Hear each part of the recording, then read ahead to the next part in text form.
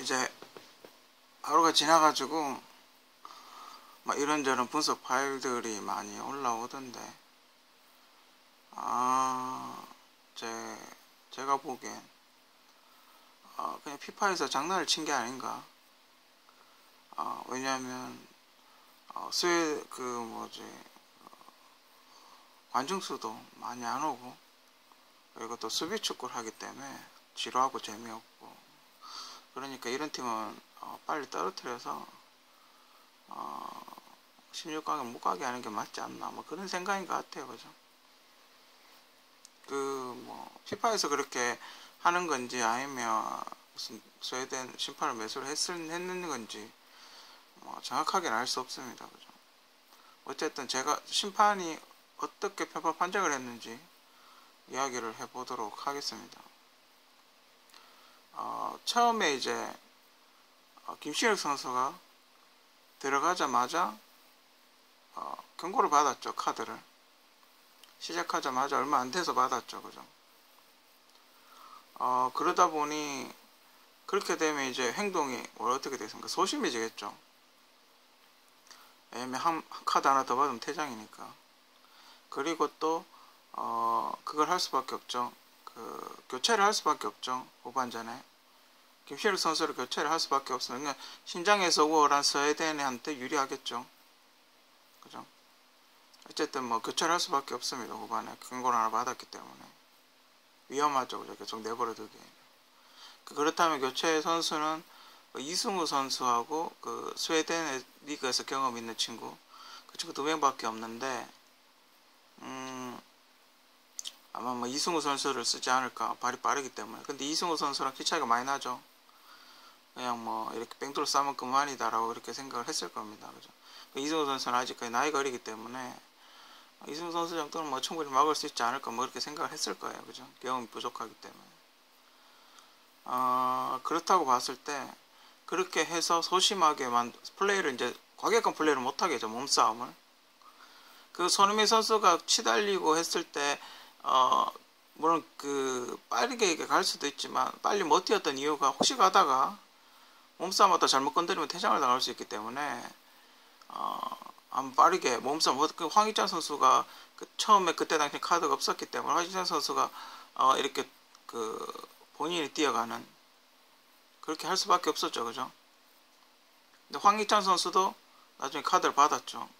그러다 보니 플레이가 어떻게 됩니까? 소심해지죠. 그리고 이거는 굉장히 안 좋은 게, 한국 공격수 추정 공격수 2명이 카드를 받은 거예요. 그죠? 그런 건, 이거는 만약에 멕시코전에서 뛰다가 카드 하나 더 받으면 경고도적으로 독일전을 못 뛰게 돼요. 그죠? 그러니까 한국 추정 공격수 2명이 독일전에 못 뛰게 될 가능성이 있다는 겁니다. 그렇게 되면 플레이가 소심해지겠죠. 그죠? 그래서 굉장히 이 심판이 굉장히 제가 보기에는 한국에 굉장히 개인적인 감정이 있든지 돈을 받았든지 악질적으로 그림을 그렸다는 거죠. 그죠? 그리고 그 친구, 태클한 친구, PK의 빌미를 줬던 태클한 친구, 기성용 선수가 전반에도 그런 태클을 했어요. 근데 공을 건드렸다고 PK를 안 줬죠. 왜 그런지 아십니까? 시간이 그때 남아 있었거든요. 충분히 어떻게 하면 만회를 할 수 있다고요. 그죠? 그리고 조심을 하겠죠. 만약에 그래가 처음에 PK를 줬을 경우 선수들이 저러면 PK 주는구나 싶어가지고 후반 뒤로 가면 조심을 하겠죠. 그죠? 근데 PK를 안 줬단 말이에요. 그러면 저런 플레이를 해도 감독은, 심판은 PK를 안 주는구나 그래가지고 그 친구가 비슷하게 한 거죠. 비슷하게 했는데 PK를 줘버린 거죠. 그죠? 왜냐면 후반에 시간이 얼마 안 남았으니까. 그죠? 초반에 그렇게 줘버리면 시간이 많이 남기 때문에 만회를 할 수가 있죠. 그죠? 후반주 시간 다 돼가지고 한 골을 줘버렸으니까 한국이 그렇게 공격력이 뛰어난 팀이 아니라는 거죠. 그리고 주공격수 2명이 다 카드를 받았고, 한 명은 그때쯤이면 한 명 교체를 했을 거예요. 이승으로. 그죠? 그렇게 되다 보니까 일단 자기들이 높이에서도 우위가 있고, 그렇다 보니까 공을 공중으로 차죠. 자기들이 키가 훨씬 크니까 위로 차죠. 자기들이 헤딩으로 골을 넣을 수 있다라고 생각을 하기 때문에 공을 튕겨서 위로 날라오게끔 만들죠. 그죠? 그리고 PK 당한 친구는 물론 본인이 어필은 안 했지만 그 슬라이딩 태클로 몸을 그렇게 회전시켜 가지고 떨어질 정도면 오히려 헐리우드 액션으로 경고를 받아야죠. 그렇지 않습니까? 근데 본인이 이제 어필을 하면 경고를 받는데 본인이 이제 어필을 안 했으니까, 본인이 이렇게 심판한테 가서 어필을 안 했으니까, 빠르게 이렇게 속공으로 진행되는 바람에 본인이 어필을 안 했으니까 그렇지. 원래는 그 선수가 만약에 PK 아니냐고 어필을 했으면 원래 그 선수가 헐리우드 액션으로 경고를 받아야 정상이죠. 근데 PK를 줬죠. 그죠? 이 심판은 제가 보기엔 굉장히 악질입니다. 그러니까 한국을 탈락시키기 위해서 전체적으로 한국에게 굉장히 불리한, 그리고 이 한 게임만 불리한 게 아니라 뒷게임까지 불리하게 만드는 그런 거예요. 손흥민 선수가 왜 고립이 될 수밖에 없었냐. 그 카드를 둘을 받으니까 하나는 교체권, 이승우 선수가 나중에 이제 뭐 약간 휘젓고 다니긴 했지만 이미 그때는 약간 손흥민 선수도 약간 지쳤을 때고, 그죠? 체력이 많이, 후반 거의 다 됐을 때니까 손흥민 선수도 거의 체력이 고갈이 돼서 더 이상 못 뛰는 상태, 그죠? 전력 질주를 못 하는 상태고, 어느 정도 이렇게 둘이 같이 달릴 수 있어야 되는데 손흥민 선수가 지쳐가지고 제대로 된 플레이를 못 하고 있는 그런 상황이란 말이죠, 그죠? 그렇다 보니 이승우 선수가 등장한다고 해서 크게 달라질 게 없는 거죠, 그죠? 수비만 하면 되는 거죠, 그죠? 스웨덴 선수들이 수비를 잘하니까 공만 안 들어가게 하면 되는 거죠, 그죠? 그 한국 선수들이 체력이 약하다는 건 뭐 예전부터 히딩크 감독님 때부터 있어 왔던 얘기입니다. 그래서 체력을 올리는데 굉장히 많은 공을 들였었죠. 그 월드컵 때도. 특히 수비 같은 경우, 그죠? 뭐 수비도 근데 그 친구를 탓하고 싶지는 않아요, 그죠? 이거는 그 친구의 수비로 인해서 한 골을 PK를 먹었을 뿐이지 전반적으로 심판이 이상한 심판이에요.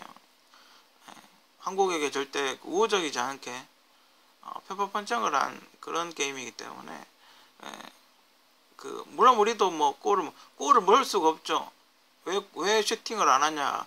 전반전 초반에야 이렇게 분위기 파악을 해야 되니까 조심스럽게 접근을 한다고 안 했다고 그러지만, 경고를 받았죠, 그죠? 경고를 받고 나면 터프한 플레이를 할 수가 없습니다, 그죠? 그러니까 자꾸 움츠리게 되고 슈팅하는데 망설이게 되고, 그죠? 적극적으로 공격을 못하게 되죠. 만약에 우리가 한 골을 넣었다 그랬을 때 아마 누군가 한 명 퇴장을 시켰을 겁니다. 제가 보기에는 지금 감독, 지금 심판이라, 우리가 만약에 선제골을 넣었다 그러면 누군가 한 명을 퇴장을 시켰을 겁니다, 아마. 이런 스타일은 많아요. 한국이 월드컵 나가면 여태까지 역사를 이렇게 보면 그 히딩크 감독 2002년을 제외하고는 계속 이런 식으로 당해요.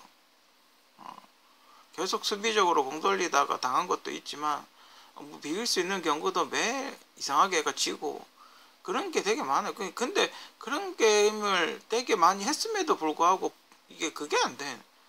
변화가 안 돼요. 가면 똑같이 해요. 뭔가 바꿔야 되는데, 뭔가 스타일을 좀 바꾸고 뭔가 해야 되는데 똑같아요. 매일 그렇게 당하면서도 매일 그렇게 똑같이 해요. 희한해요. 솔직히 좀 이거 월드컵 보는 사람 입장에서 좀 답답해요. 그렇게 월드컵 가가지고 이상한 편파 판정에서 당하면서도 하는 플레이는 똑같아요. 똑같은 스타일이에요. 전진 패스를 안 하고 계속 뒤로 돌리죠. 깜짝 놀랐어요. 갑자기 뒤로 돌려가지고. 이건 오히려 골 넣겠다는 거야, 말겠다는 거야, 그죠? 그 연습 게임, 월드컵 전에 연습 게임 하는 거 보면 저렇게 앞으로 공을 저거 치고 나가겠지 이랬는데 갑자기 뒤로 줘요, 공을. 수비 겁나 많은데 공을 줘요. 앞에 수비 아무도 없는데 수비 겁나 많은데 겁나 많은 쪽으로 공을 뺐어요. 정말 신기해요. 정말 신기해요. 그죠? 그리고 손흥민 선수가 공격을 잘 못했던 이유는 계속 이렇게 처음에 빠르게 치고 갔을 때 스웨덴 선수가 손흥민 선수를 몸으로 밀쳤을 때 경고를 안 줬죠. 경고를 안 주니까 스웨덴 선수는 이 정도는 경고를 안 주는구나. 계속 밀죠. 손흥민 선수를 뺑둘러 싸면서 계속 약간 이렇게 다굴 치듯이 공격을 하죠. 분석 여기 유튜브 같은 데 보면 분석해 놓은 영상들이 있는데 거기 보면 계속 다굴을 치죠. 그죠? 왜냐면 밀어도 안 보니까. 우리는 저쪽 스웨덴 선수 건드리기만 해도 휘슬이 경고를 받고 우리는 이쪽한테 막 밟히고 이래도 경고를 안 주는 거예요. 그죠? 그렇게 되면 어떻겠습니까? 부상을 당하겠죠. 다친단 말이죠. 그게 다치고 회복이 안 되고 이러면 뒤로 가면 갈수록 기동력이라든지 이런 게 떨어진단 말이죠. 그죠?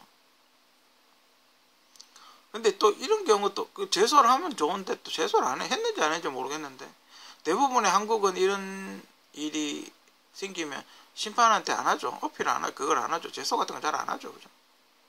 대부분 제소해도 대부분 이긴 적이 거의 없고 대부분 또 제소를 안 해요. 그죠? 이건 제가 보기엔 100% 심판이 장난쳤든지 아니면 휘파에서 장난쳤든지. 그죠? 쫙 보죠. 그죠? 관객 동원율이 떨어지고 재미없는 수비 축구 하는 팀은 대부분 다 탈락을 시키죠. 그래 흥행이 되니까. 피파 내에 이렇게 보면 그 시나리오 같은 게 있는 것 같아요. 누구를 우승시킬 것인가에 대한 시나리오 같은 게 있는 것 같아요. 누구를 올려야 수익성이 올라가는 거고 시청률이 올라가는지 그런 거에 대한 어떤 시나리오 같은 게 누구를 올리고 이런 게 있는 것 같아요. 그죠? 예전에 남아공 때 우리가 16강 올라갔지 않습니까? 16강 올라가는 게 얼마짜리인지 아십니까? 그게 800억짜리입니다. 그게.